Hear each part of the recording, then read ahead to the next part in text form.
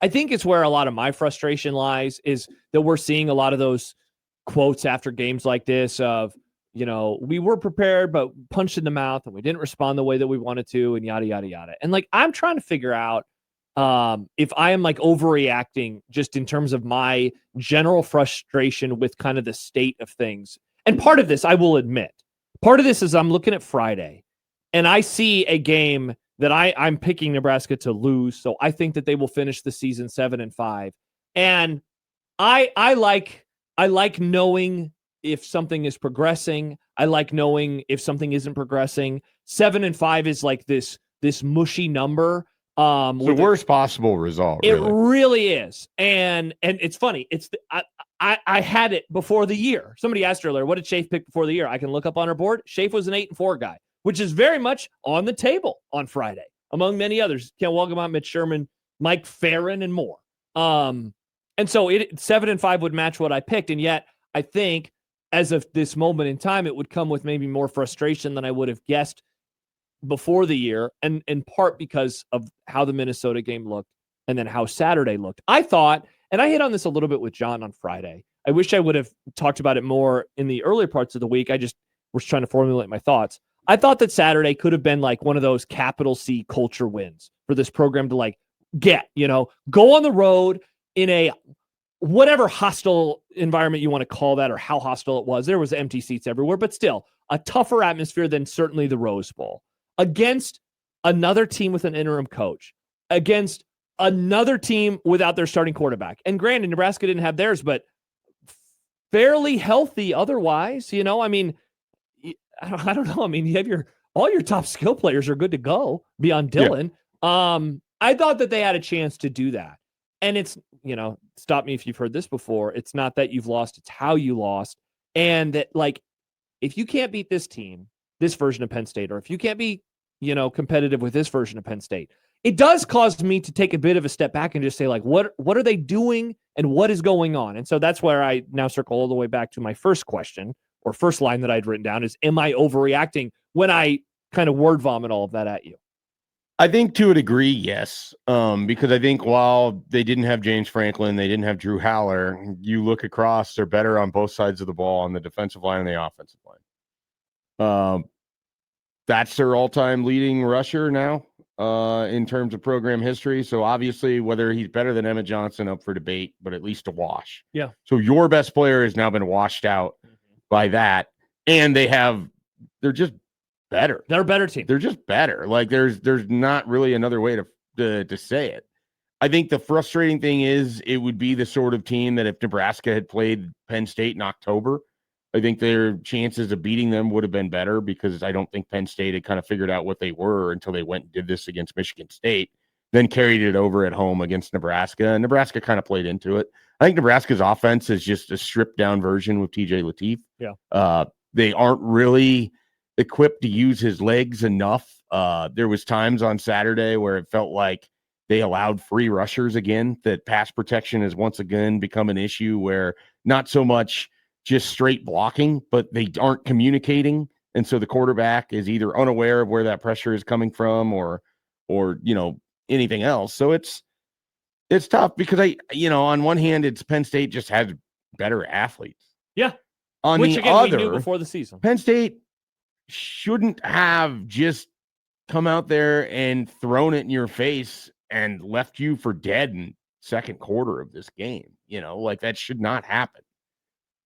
But this is a team that doesn't travel. I mean, part of my tweet that I had earlier today, where I went through their 4 road games, they played against teams that I think they're 18-24 or 16-24.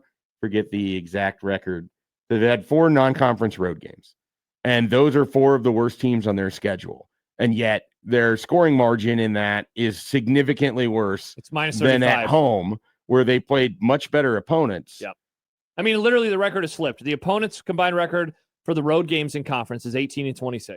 And the total margin for those 4 games, and obviously this is now buoyed because of Saturday, is minus 35. But even then, you had your worst loss of the season was on the road to a team that's 6-5. By far. And it was an embarrassing loss in the moment of which it happened. Yeah.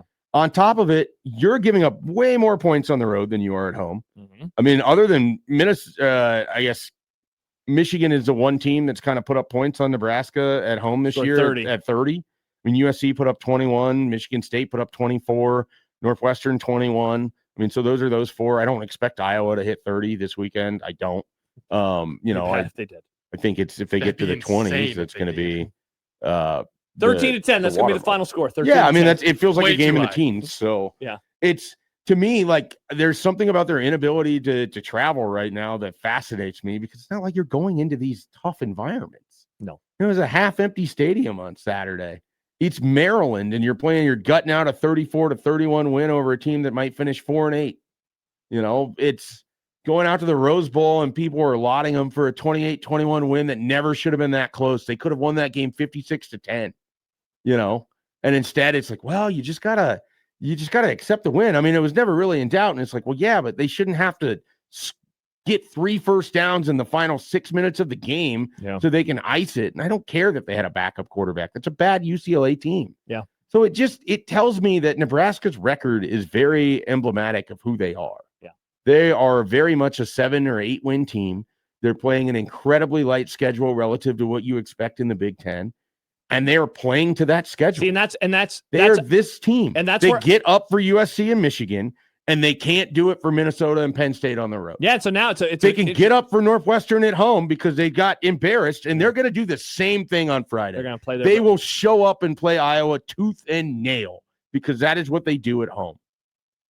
Will they win it? I think they will. I do think they're going to win on Friday. Mm-hmm. But it is the sort of thing that when we talk about culture, okay, great, because I see progress in there. Sure. But I also see some large gaps from where you thought you were to where, you actually are. Yeah. And the reality is you're a very mid team. And it's so disappointing, man, because this schedule, you're going to look back on it years from now and say, oh my gosh, you got a horrible Penn State team. You got a down Michigan team, though they're oddly playing for a playoff spot this weekend. You got a version of USC that, as their recruiting class is really good right now, maybe they are about to take a step forward. So if that's true, let's just pretend it is. You got them right before it happened. Certainly an opportunity to win that football game, and then you got a bad Minnesota team on the road who smokes you. You got a bad Maryland team who takes you to the wire. You avoid Ohio State, you avoid Oregon, you avoid Indiana. Heck, man, you avoided Illinois. You didn't have to deal with them this year. Not like they're great, but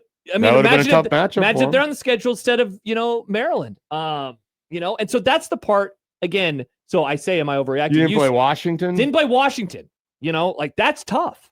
And so you say I'm overreacting, but then you say all these words and I'm like, I don't think I'm overreacting anymore. I'd say to a degree, right? Yeah, like that's it's true. not like a straight, you're completely out of your mind on this.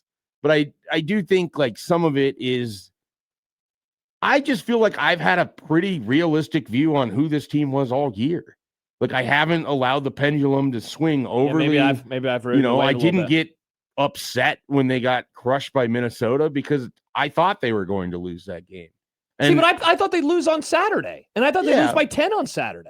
But there's the difference between that and what they did. No, that's fair. And I thought they'd lose to USC, and they did. And that was a close game, and a quarterback got injured. And I left that one with a lot of the frustration being, the famed drive, you're up 14-6, and you have the opportunity to go up 21-6 with your offensive coordinator that we spent all offseason glazing, to use the term that gets used now. Wow, look at that, Gen Z Schaefer. Just glazing Dana Holgerson. Gosh. You're running the ball down the throat of USC, but he's got to pass. Got to press that pass button. We need a long developing pass play over bad offensive line. Their immobile quarterback.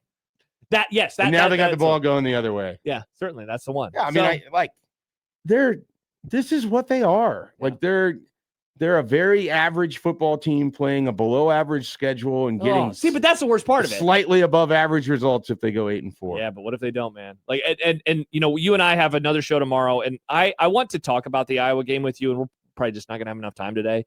But dude, like this game is, I don't know if we can overstate how massive this game is. You want to talk about? I mean, you can, because it's not as big as previous ones they played. I disagree. I think it's the biggest game in Matt Rule's career. You think career. It's bigger than 2019?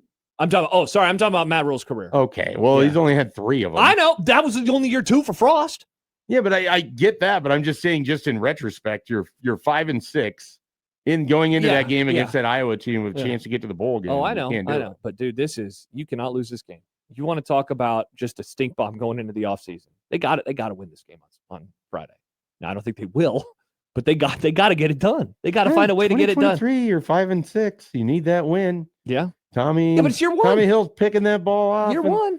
See, I just don't know. I'm not sure I can get there. All right, cool. We're gonna unpack it's year one, but you tomorrow. went 0-3 in November to get to that point. The angst of that moment going into that game in 23 was pretty high. Yeah, but you were. Of course, you're also rolling out there with Heinrich Harburg, or not even Heinrich Harburg, with Crazy Legs Chubba Purdy, and people love saying Crazy Legs. I mean, I think I went on a rant about that. Happer thing? Yeah. No, I thought that was a Tom Chattel thing.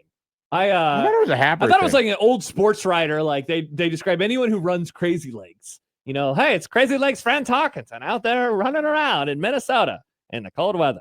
So, all You're right, not supposed to run as a quarterback. Exactly. Yeah. What is this? What sport is this? What are we watching? I just assumed it was alliterative. George his Hallis. First name starts with a C, and is that what it is? Call him Frenetic Fran or something like that? Frantic Fran. Yeah. So what's TJ? Frantic Tarkington. What's TJ Lateef then? Tuck it, TJ. I don't know.